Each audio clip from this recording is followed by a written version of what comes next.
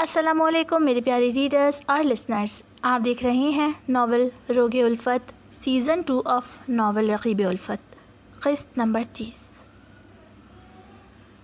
تم اپنی قسم واپس لے لو، میری طرف سے اجازت ہے، تم مجھے ہاتھ لگا سکتے ہو، پلیز مجھے میرے کمرے تک پہنچا دو رومانہ کے کہنے میں جذبات کا نشہ سا تھا۔ رومان نے اس کے ہاتھوں سے اپنا ہاتھ چھڑایا اور اگلے ہی لمحے اپنے دونوں بازوؤں میں اسے بھر کر گود میں اٹھا لیا۔ وہ بڑے استحقاق سے اس کے بازو کے گرد اپنے ہاتھ حمائل کیے، اپنا سر اس کے کندھے پر رکھی ہوئی تھی۔ اس وسیع و عریض حویلی میں اس وقت وہ خود کو تنہا محسوس کر رہے تھے، نہ کوئی شور، نہ کوئی ملازم۔ احمر اپنے کمرے میں بند تھا اور جولیا رومان کے بیڈ روم میں۔ اس تنہائی نے ان دونوں کے درمیان کی خلیج کو مکمل طور پر پر کر دیا تھا۔ رومان اسے گود میں اٹھائے چلتا ہوا اس کے کمرے تک آیا اور اندر آ کر دروازہ لاک کر دیا، جبکہ وہ اس کے وجود کی خوشبو کو گہرے گہرے سانس بھر کر اپنے سینے میں اتار رہی تھی۔ لگ رہا تھا بہت زمانے بعد سانس لینے کا اتفاق ہوا ہے۔ اس نے بہت کس کے رومان کو تھاما ہوا تھا، کجا وہ اسے خود سے دور نہ کر دے۔ وہیں رومان کو بھی یوں لگ رہا تھا کہ اس کی ساری تھکان نکل گئی، لمبے سفر کی تھکان، تنہائی کا سفر۔ وہ کمرے میں پہنچ چکے تھے۔ رومانہ کے لب اس کی گردن کے قریب تھے۔ وہ پوری فراق میں تھی کہ اپنا حق استعمال کرتے ہوئے اپنے تشنہ ہونٹوں کو سیراب کرے گی، لیکن اسی پل رومان نے اسے لا کر بیڈ پر لٹا دیا۔ وہ ترسی ہوئی نگاہوں سے اسے دیکھ کر رہ گئی، ہونٹوں کو باہم پیوست کر کے دل میں خود سے کہا، رومان خانزادہ، آج اس چڑیل کو تمہاری زندگی سے نکال باہر نہ کیا اور اس کی لندن کی ٹکٹ نہ کٹائی تو میرا نام رومانہ رومان نہیں۔ رومان نے اسے لٹا کر بڑی عقیدت سے اس کے ماتھے پر بکھرے بالوں کو اپنے ہاتھ سے پیچھے کیا اور انتہائی مدھم آواز میں اس پر جھک کر بولا، میں دیکھتا ہوں تمہارے پیر کو۔ روما نے ہلکے سے سر کو جنبش دی۔ اب رومی اس کے پیروں کے پاس جا کر بیڈ پر بیٹھ گیا اور اس کے دونوں پیر اپنی گود میں رکھ لیے۔ رومانہ کو 1% بھی ہچکچاہٹ نہیں ہوئی۔ اس سے پہلے اس نے کئی بار رومان سے خدمات لی تھیں۔ ایک بار تو وہ ایسی گری تھی کہ اس کی کمر پر چوٹ لگی تھی۔ اس کی بینڈیج اور مساج بھی رومان نے ہی کیا تھا۔ جب تک وہ مکمل ٹھیک نہیں ہو گئی، کسی بے آب راہی کی طرح رومی بے چین رہا تھا۔ رومان کو اسی لیے تو رومانہ پر بہت افسوس ہوا تھا کہ اس نے اسے سمجھا نہیں، اسے دھتکار دیا، جبکہ وہ بخوبی جانتی تھی رومان کی فطرت کیسی ہے۔ جوان مرد ہونے کے باوجود، کئی بار اس کے بے انتہا قریب آنے کے باوجود، وہ کبھی نہیں بہکا۔ اس سے کبھی اسے بیڈ ٹچ نہیں کیا، کبھی بینڈیج کے بہانے، کبھی نیکلس اتروانے، دوپٹہ تک سیٹ کروانے کے بہانے۔ رومانہ اس کے بے تحاشا قریب آتی رہی تھی۔ اس نے تو جب سے جوانی کی دہلیز پر قدم رکھا تھا، وہ چاہتی تھی کہ رومانہ اپنی لمٹ کراس کرے۔ اس نے اپنے بچپنے میں بارہا کوشش کی، وہ ہمیشہ سے اسی مقصد سے اس کے پاس آتی تھی، لیکن رومان کو حدود معلوم تھی۔ آج تو بس وہ اس کا مومی گلابی پیر تھامے بیٹھا تھا، تو بھلا وہ کیوں کر ہچکچاتی؟ اپنی انگلیوں کے پوروں سے اس کے پیر کو چاروں طرف سے سہلاتا ہوا وہ موج ڈھونڈ رہا تھا جو کہ اسے نہیں مل رہی تھی۔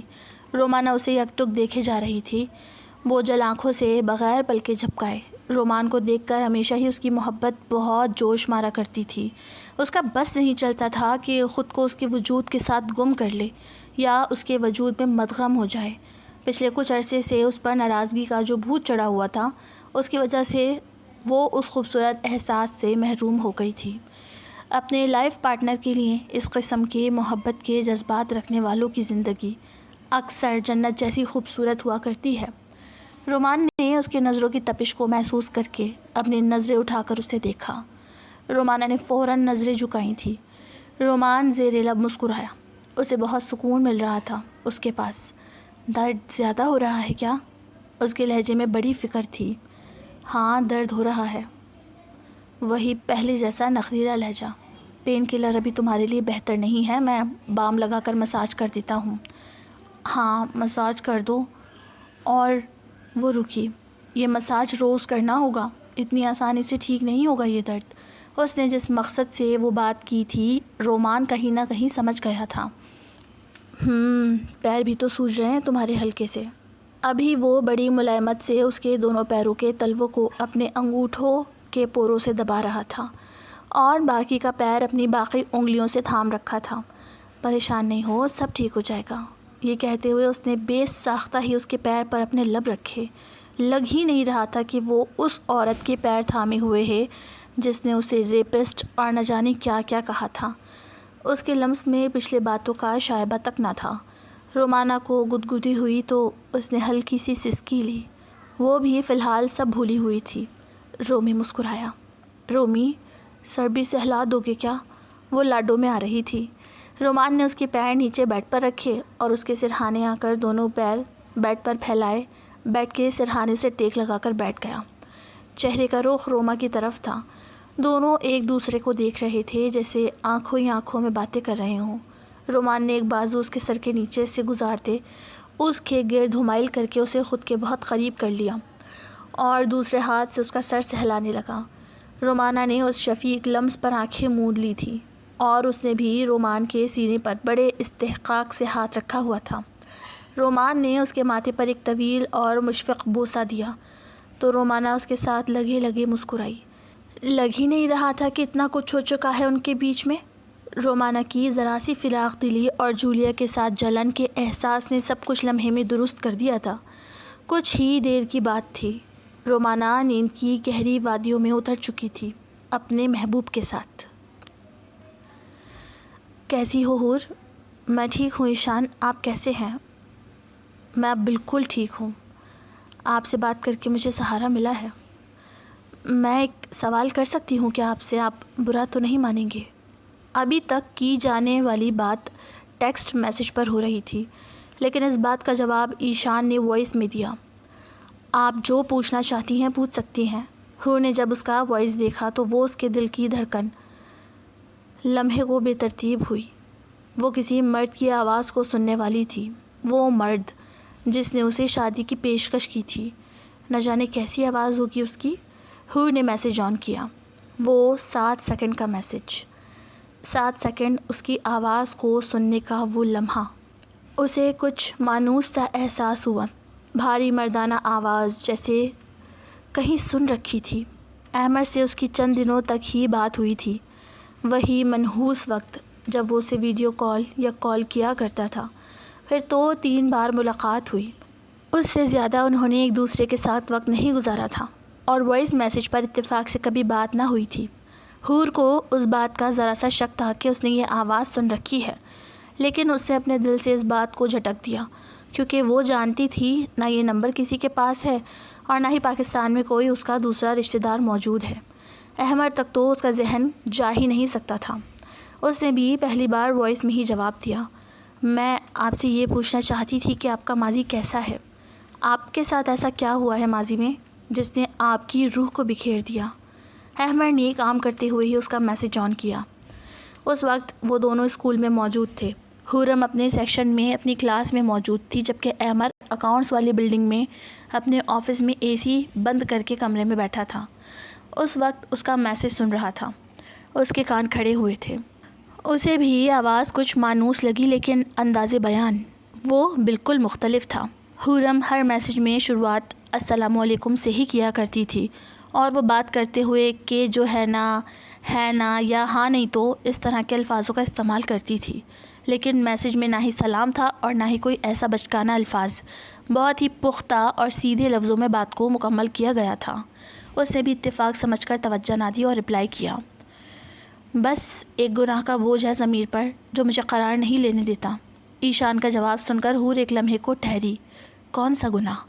اور اگر آپ گناہ کے بعد اتنے غیر مطمئن ہو گئے ہیں تو اس کا مطلب ہے کہ آپ کے والدین نے آپ کی بہت اچھی تربیت کی ہے، کیونکہ میں نے اپنے ارد گرد بہت سے لوگوں کو بے ضمیر دیکھا ہے۔ حور، میں تمہیں سب بتانا چاہتا ہوں، اپنے دل کا ہر راز تم سے شیئر کرنا چاہتا ہوں، لیکن ابھی وہ شاید مناسب وقت نہیں ہے۔ ایشان نے پھر بات کو گول کیا تھا۔ وہ اپنے منہ سے اپنے گناہ کا اعتراف کر ہی نہیں پا رہا تھا۔ میں آپ کے ہر دکھ کا مداوع کر دوں گی، میں آپ کے ہمیشہ ساتھ دوں گی ایشان۔ آپ مجھ سے اپنا ہر راز بے فکری سے بول سکتے ہیں۔ ایشان کے چہرے پر مسکراہٹ آئی تھی۔ میں اپنا دل کھول کر رکھنا چاہتا ہوں تمہارے سامنے حور۔ اس نے آپ جناب کا تکلف ختم کر کے تم کہہ کر بات کرنا شروع کر دی تھی۔ یہی پہلی علامت تھی کہ ان دونوں کے درمیان فاصلے ختم ہو رہے تھے۔ حور نے بھی مسکراتے ہوئے موبائل رکھ دیا تھا۔ بھوت بھوت بھوت! عشاء بھری دوپہر میں اتنے سارے لوگوں کے درمیان میں چیختی ہوئی دور بھاگ کے کھڑی ہو گئی۔ وہ واقعی بہت خوفزدہ ہو گئی تھی۔ اس کا سانس حلق میں اٹکا تھا جبکہ سامنے وہ دونوں آپس میں لڑ رہے تھے۔ ہوا کیا ہے بھائی، مجھے کیوں مار رہے ہو؟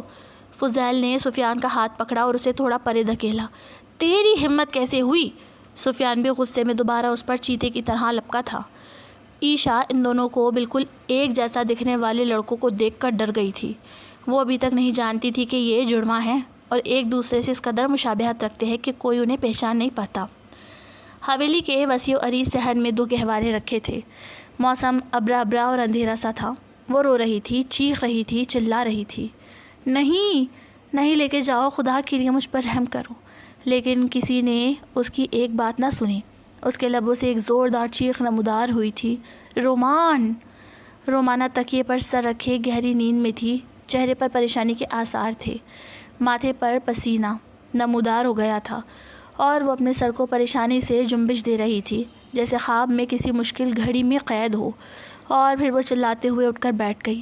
سانس بری طرح پھولا ہوا تھا۔ اس نے اپنے چہرے پر ہاتھ پھیرا، تھوک نگلتے ہوئے اپنے ارد گرد دیکھا۔ کمرے میں اندھیرا تھا۔ اس نے اپنے سر کو دونوں ہاتھوں سے تھام لیا تھا۔ اس نے ایک بہت برا خواب دیکھا تھا۔ خواب میں اس نے گل رانا اور ارحم کی میتوں کو دیکھا تھا۔ وہی حویلی، وہی آنگن۔ اس کا دل بری طرح گھبرایا۔ لیکن میں یہاں اکیلی کیسے ہوں؟ میرے ساتھ تو… وہ ایک دم سے بستر سے کھڑی ہو گئی۔ میں جب سوئی تھی تو میرے ساتھ رومان تھا، وہ کہاں چلا گیا؟ اس نے تیزی سے باتھ روم کی طرف قدم بڑھائے لیکن باتھ روم خالی تھا۔ وہ وہاں موجود نہیں تھا۔ گھڑی کی طرف دیکھا تو اس وقت شام ہو رہی تھی، مطلب وہ صبح 11 بجے سے سو رہی تھی۔ اتنی گہری نیند! لیکن وہ کہاں گیا؟ وہ اس کے ساتھ تھا یا اس نے کوئی خواب ہی دیکھا تھا؟ رومانہ یوں ہی حواس باختگی کے عالم میں کمرے سے باہر نکل گئی۔ حویلی روشن تھی، نیچے ہال میں ملازموں کی چہل پہل، گھر میں پکتے ہوئے کھانوں کی خوشبو۔ اسے لگا سب نارمل ہی ہے۔ اس نے ادھر ادھر دیکھا۔ رومان کو اس کی نگاہیں بے صبری سے تلاش کر رہی تھی۔ بے ٹائم سونے کی وجہ سے ویسے ہی اس کی طبیعت بہت بھاری تھی، اوپر سے اتنا برا خواب اور پھر رومان کا اس کے پاس نہ ہونا۔ اس نے رومان کے کمرے کا رخ کیا۔ دروازہ بند تھا لیکن لاک نہیں تھا۔ اس نے بنا سوچے سمجھے ہی دروازے کا نوب گھمایا اور اندر داخل ہو گئی۔ سامنے کا منظر دیکھ کر اس کی آنکھیں پھٹی کی پھٹی رہ گئیں اور اس کا فشار خون بڑھ گیا، کیونکہ رومان اور Julia… to be continued AW Urdu novels, don't copy my novel. پھر ملتے ہیں انشاءاللہ نیکسٹ ایپیسوڈ میں۔ لائک کر دیجیے ابھی اور اسی وقت۔ اللہ حافظ۔